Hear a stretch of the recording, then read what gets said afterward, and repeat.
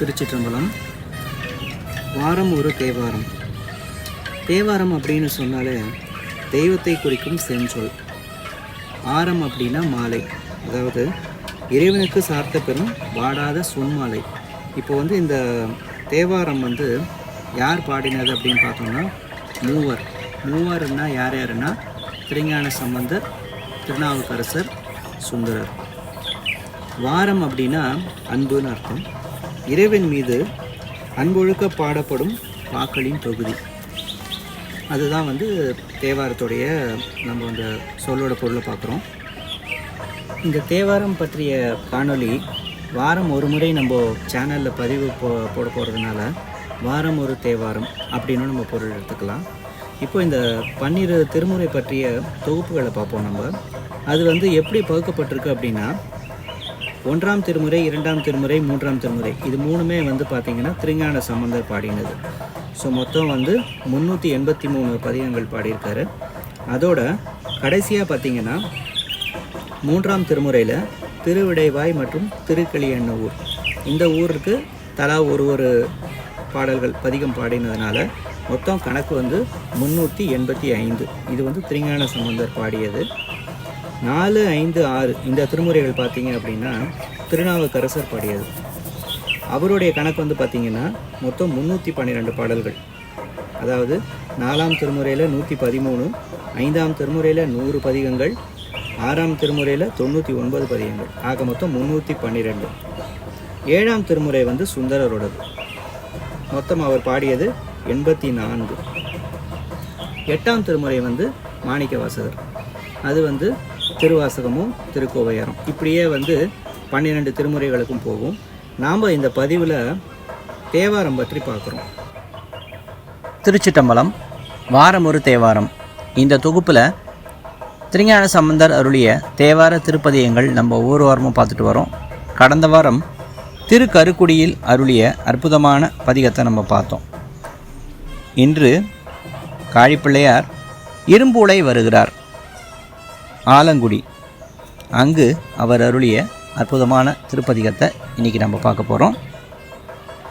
2ஆம் திருமுறை 36வது பதிகம். பண் இந்தளம்.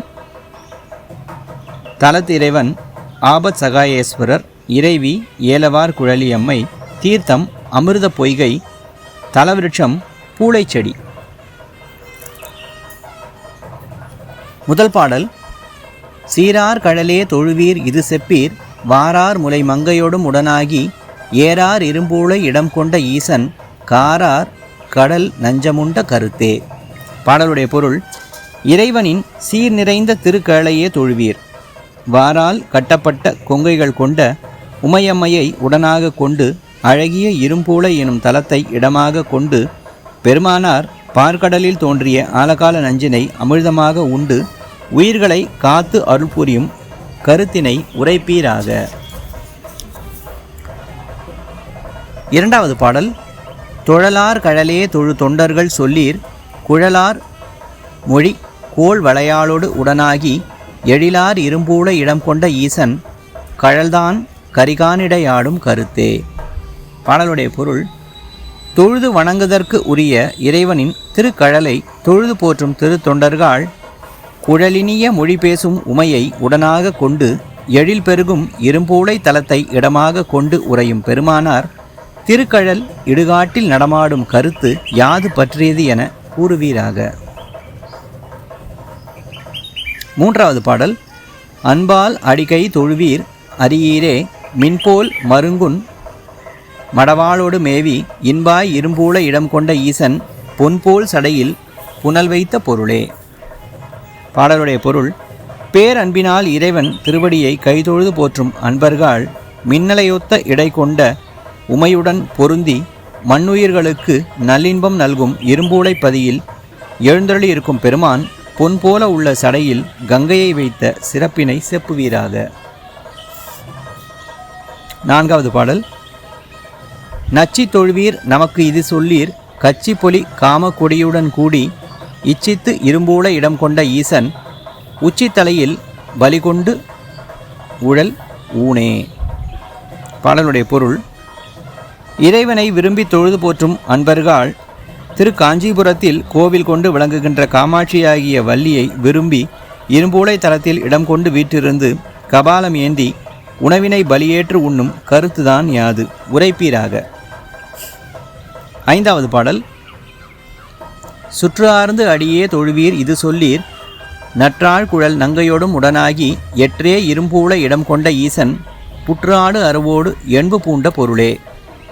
பாடலுடைய பொருள்: பழவடியார்கள் சூழ இருந்து திருவடி தாமரையை வணங்கி போற்றும் சீலர்கள் நன்று நீண்ட கருங்குழல் கொண்ட உமையுடன் மேவி இரும்பூளை பதியில் விளங்கும் பெருமான் புற்றில் வாழும் பாம்பையும் எலும்பையும் அணிகலன்களாக கொண்டு விளங்கும் பயன்தான் என்ன பகருவீராக. 6வது பாடல்.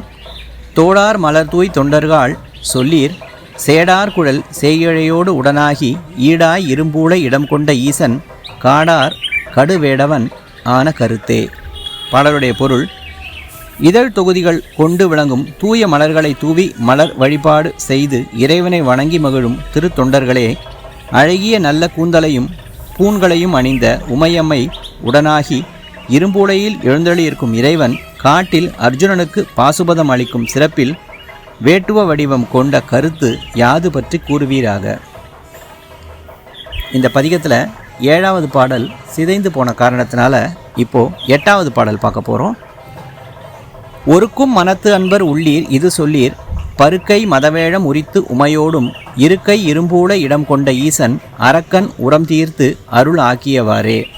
பாடலுடைய பொருள்: மனம் பொறிவழி போகாமல் அடக்கி காத்து அன்பான அடியார்கள் இடையே விளங்கும் நல்ல அன்பர்களே, நீண்ட துதிக்கையை கொண்ட மதம் பொருந்திய பெரிய யானையின் தோலை உரித்து உமையோடு இரும்பூளை தலத்தில் உறைந்துள்ள இறைவனே, ராவணன் மலையை பெயர்க்க முற்பட்ட போது அவனின் வலிமையை அடக்கிய பின் அவன் வேண்டி அருளிய நல்லருள் புரிவதற்கு காரணமாகிய சிறப்புதான் என்ன செப்பிடுக.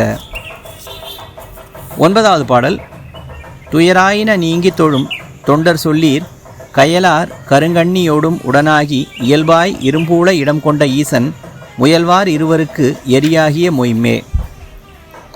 பாடலுடைய பொருள்: வினையின் பயன் காரணமாய் நிகழும் துன்பம் யாவற்றையும் நீக்குவதற்காக தொழுது மகிழும் திருத்தொண்டர்கள் கயல் போன்ற அருள் நோக்கால் மண்ணுயிர்களை பேணி காக்கும் கண்களை உடைய உமையுடன் இயல்பாக இரும்பூளை எனும் தலத்தில் வீற்றிருக்கும் இறைவனை தேடி சென்றவர்களாகிய திருமால் நான்முகன் ஆகிய இருவருக்கும் தீ பிழம்பாகி நின்ற சிறப்புதான் என்னே நவில்வீராக. 10வது பாடல்.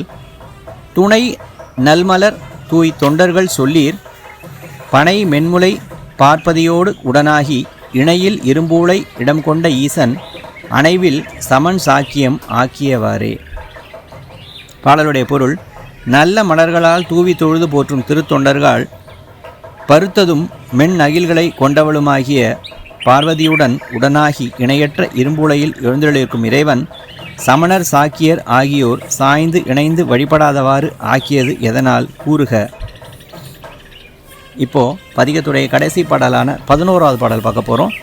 எந்தை இரும்பூளை இடம் கொண்ட ஈசன் சந்தம்பயில் ஷண்பையுள் ஞான சம்பந்தன் சென் தன்தமிழ் செப்பிய 10 இவை வல்லார் பந்தமறுத்து ஓங்குவர் பான்மையினாலே. பாடலுடைய பொருள்: எம் தந்தையாகிய இரும்பூளை என்னும் தலத்தை இடமாக கொண்டு எழுந்தருளியிருக்கும் இறைவன்பால் சந்தப்பாடல் கொண்டு விளங்கும் ஷண்பை நகர் மேவி ஞானசம்பந்தனின் செந்தன்மை கொண்ட இத்திருப்பதிகத்தை ஓத வல்லவர்கள் மாயையால் பீடிக்கப்படும் பந்த பாசங்களிலிருந்து நீங்குவர். இன்னைக்கு திரு இரும்பூளையில் ஞானசம்பந்தர் அருளிய அற்புதமான இந்த திருப்பதிகத்தை பார்த்தோம். அடுத்த வாரம் சம்பந்தருடைய மற்றும் ஒரு சிறப்பான தேவார திருப்பதிகம் பார்க்கும் வரை திருச்சிட்டம்பலம்.